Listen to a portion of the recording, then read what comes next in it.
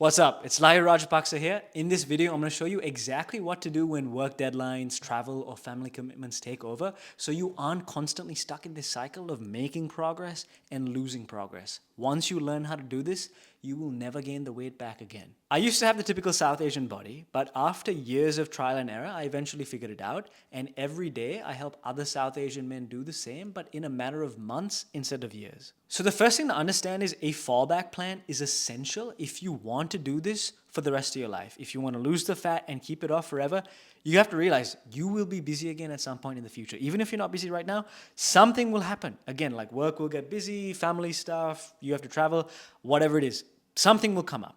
Okay. And you may have a plan right now that you're following that is suitable for the current conditions that you're in.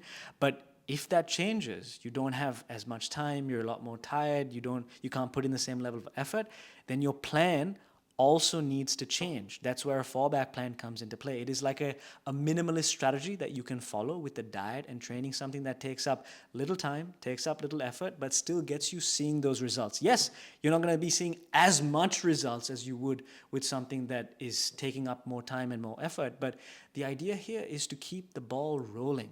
Okay, we want to change our mindset from being perfect all the time. That's something that holds back a lot of my clients when they first start working with me. They seek perfection. Instead, I want you to seek imperfection. You got to realize more times than not, you are going to have to be imperfect. You're going to be in imperfect situations, and you just have to make the best out of the situation that you have, right? If you try to force a perfect plan in a situation where that cannot work and just think, okay, you know what, I'll just wait until my situation is perfect again, then you're just shooting yourself in the foot, right? Then you just start losing all your progress and then you have to start all over again. That is not the idea. Fitness is a lifelong commitment. This has to be a long-term change, and that means sometimes you may do less fitness stuff and see less results because of that. But the idea is to still keep the ball rolling.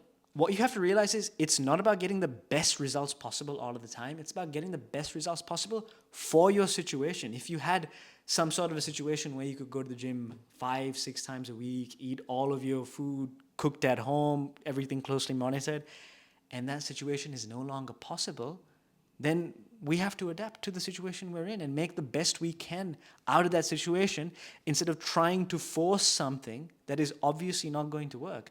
And if you try to force it and end up just giving up, then that is actually way worse for your progress if you're doing nothing. Doing something, keeping the ball rolling is always going to be better. For example, when I was working a 9 to 5, it was actually pretty easy to stay consistent with my diet and training because I had a lot more free time.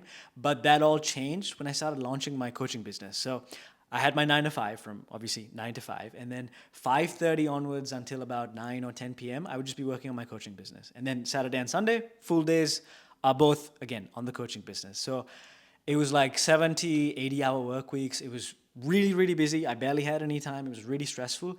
So the plan I was following before, I couldn't just force it into that situation. I had to adapt it. I had to do less, right? I had to spend less time, spend less effort. Yes, I wasn't seeing the same results I was seeing before, but I was still seeing progress. And that's the idea. I still kept the ball rolling at the end of the day. Fitness is very much a spectrum rather than an on and off switch. And the sooner you realize that, the better. One thing that really helped me visualize all of this is seeing building your body like building a brick wall. So you're a bricklayer every day. You come in to lay these bricks on the wall. Some days you have a lot of time, so you can lay multiple perfect rows of bricks. But on other days, you don't have as much time. But instead of laying perfect rows of bricks, you just come in and you lay 1 brick or 2 bricks. But the idea is you still show up and you still keep building that wall, because if you stop, then the rain, the wind is just going to knock your brick wall down and reverse your progress. But as long as you keep showing up and you keep building that wall, the wall stands taller. Now that you understand the logic and the mindset behind using a fallback plan, let's discuss tactics. Like, what are you actually going to do to put it into practice? This will be divided into 2 sections. We got training and then nutrition. So let's start with training. We're going to be spending significantly less time in the gym, a minimum of around 1 to 3 hours per week, depending on what suits your schedule the best. This does not mean you will lose your progress or that you can't make progress. You can absolutely still keep making progress. You just have to be very intentional with how you train in those hours. Because your time is limited, we have to make maximum use of that time. And that means the intensity is going to go through the roof. Your intensity needs to be high anyway, right? You need to be training close to failure, which means that with every set you do for an exercise, you want to be getting to that point where you like have absolutely nothing left in the tank. Like you're pushing, but you can't even move the weight. Like you want to reach that point with every single exercise that you have in your plan. Okay, you want to reach that point anyway, even when you're training under normal circumstances, right? But here it is even more important that you reach that point because we don't have as much time in the gym available. So it needs to be very high quality sets that we perform during the time that we spend in the gym. Here's how I want you to structure your sessions. You're going to be getting 2 sessions per week minimum. The length of those sessions is going to be dependent on how many hours you have per week to afford. So let's say you have 1 hour per week. Those 2 sessions will be 30 minutes. You got 2 hours per week. Those 2 sessions will be 1 hour each. If you got 3 hours per week, then I want you to bump it up to 3 sessions, each being 1 hour. Each session is going to be a full body session, which means you're going to be working all of the major muscle groups in your body in that session. So your chest, back, arms, your quads, hamstrings, glutes, everything in that session. And in order to make the most use of our time, we're going to be using compound movements. Compound movements are exercises where we use multiple muscle groups at the same time. So something like a calf raise will work just your calves. Something like a bench press will work your chest, shoulders, triceps. So we want to pick exercises where we're hitting multiple muscle groups at the same time just to make sure that we're making maximum use of that little time that we have in the gym. If you want to go a step further, you can even save more time by buying equipment so you have it available at home instead, so then you don't have to commute to the gym. Obviously, it's going to depend on your situation because you might have a gym that's just right outside your house. I don't know. But if you want to save that time, that option is also there to build a home gym. So on the screen right now, you'll be able to see an example full body workout plan.